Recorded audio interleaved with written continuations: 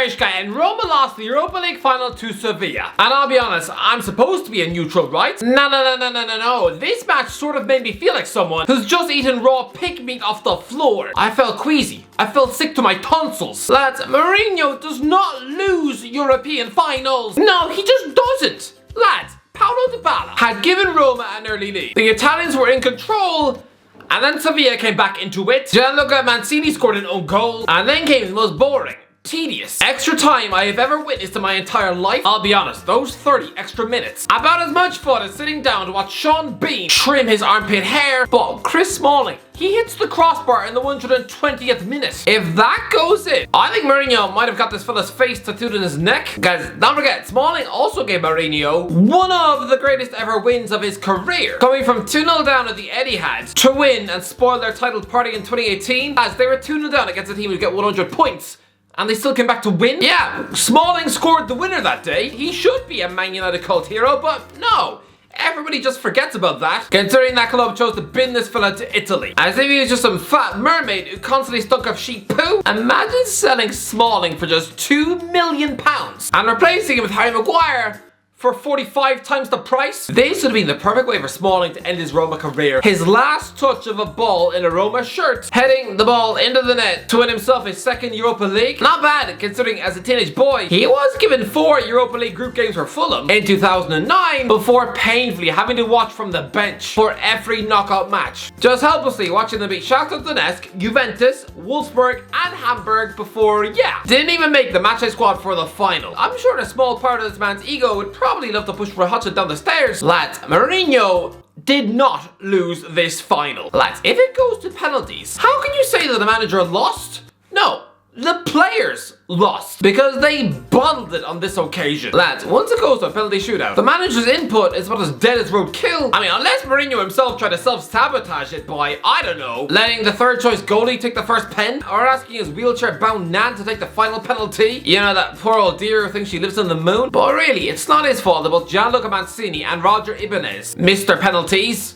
Oh, Christ, Mancini. He scores an own goal and misses a penalty. That man's probably not gonna sleep for a week. Honestly, lads, these players are so distracted by Bono. You'd swear they're at a U2 gig where the lead singer lets a mouse do a wee in his chest. But no, the Moroccan goalie made 2 saves. Lads, Mourinho should have won this match. Let's be real. That Sevilla team had been in a relegation battle for half the season. I mean, they were captained by Jesus Navas at right back. Yeah, the bloke's nearly 38 years of age. This guy should know the stamina of a bloated teddy bear. But I mean, what does he do with himself? Just do yoga and drink protein shakes 9 hours a day? He probably hasn't touched a hamburger since 2003. He's like the Spanish Ryan Giggs, without the unpleasantness. But lads, Mourinho are the likes of Smalling, Nemanja Matic, Leonardo Spinazzola, Lorenzo Pellegrini, Paulo Dybala, and Tammy Abraham in his 11. He was able to bring the likes of Gini Wijnaldum, Andrea Belotti, and Stefan El-Shaarawy off the bench. This Roma team is a talented squad. To be fair, hang your head Belotti, because he has been an absolute flop disgrace. Remember when at Torino, this Italian centre forward goal machine was linked with all of Europe's major clubs? Yeah, well, while at Roma, 30 appearances in Serie A,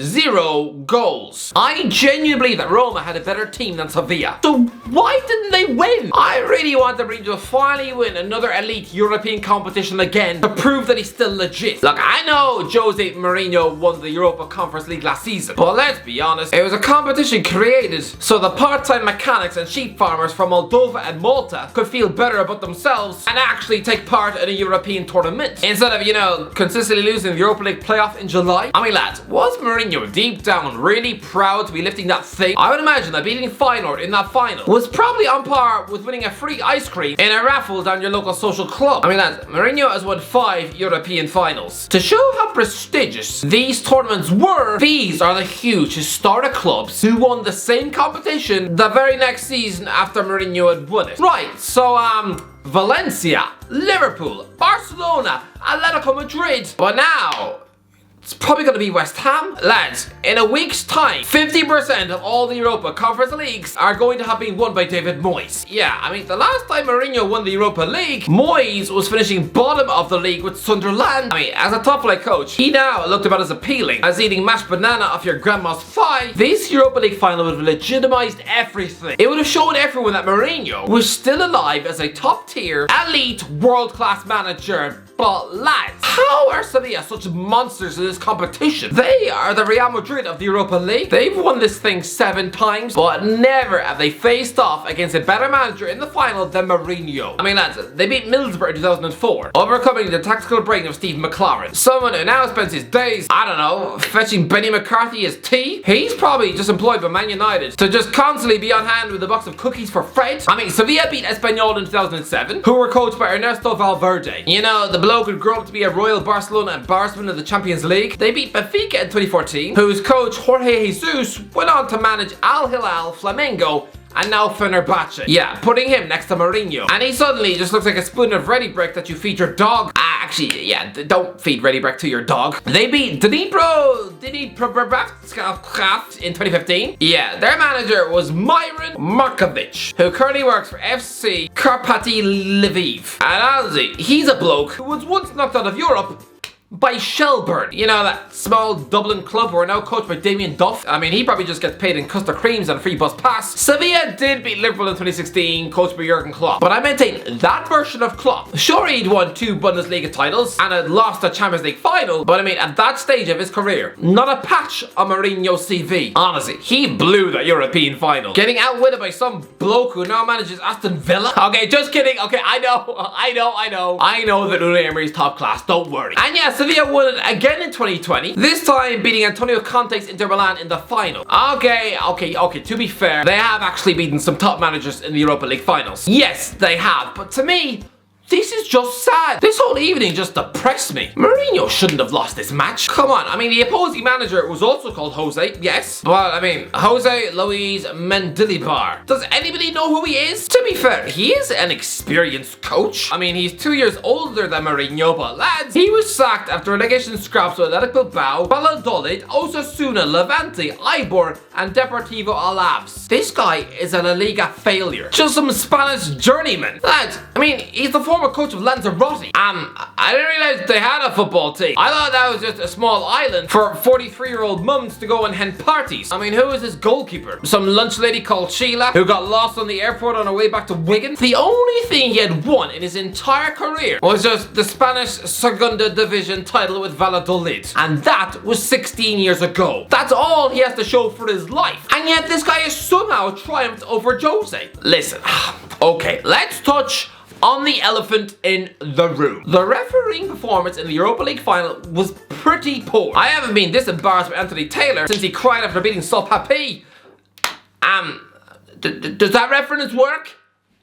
Am I down with the kids now? Lads, the poor old ref. If that's your name, just call yourself Tony Taylor. I mean, that sounds like the name of a wrestler in the WWE. But the name Anthony Taylor? It just sounds like someone who works in a bank or just works at the airport selling Galaxy caramels. Listen, the performance was not great. The fella reached for yellow cards so often, he probably wound up with wrist cramp in his hand. But Mourinho shouldn't have gone so far. He should have just left it, wished Sevilla congratulations, and that would be that. Especially after a few weeks ago, he basically gloated to Feyenoord that, you know, they'd spent 9 months crying.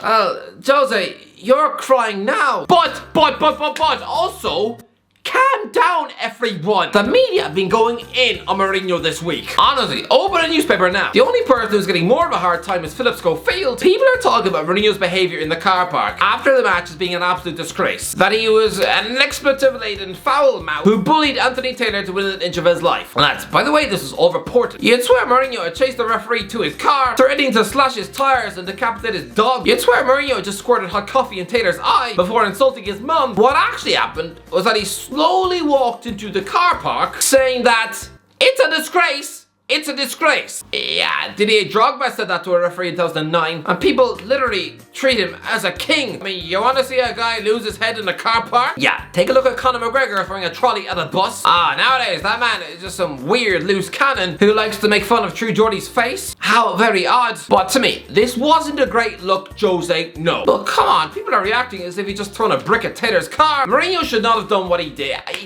He really should not. It was a terrible look, Jose, and it was poor, but I think he's leaving Roma. The guy has said he's sick and tired of having to do everything himself, and I feel bad for him. Because Serie A have messed Juventus around all season long. First they were deducted 15 points, then had the 15 points reinstated, and then deducted 10 points. They've been in and out of the top 4 so much, Max Allegri's probably got whiplash in his neck, and so Mourinho, being a top 4 rival, didn't really know how he was supposed to handle that, not knowing how many points Juventus actually had. I think Mourinho is sick of being an underdog, because this is not as much fun as it was at Porto. Sure, the man loves the club, but then again, he loves every one of his former clubs, except Tottenham. He'd probably happily use that club's shirt as toilet paper in his house, but I just think he needs to return to an elite club. Let's be real here, the man has not had a truly world-class elite squad at his disposal since Chelsea in 2015. That is 8 years ago.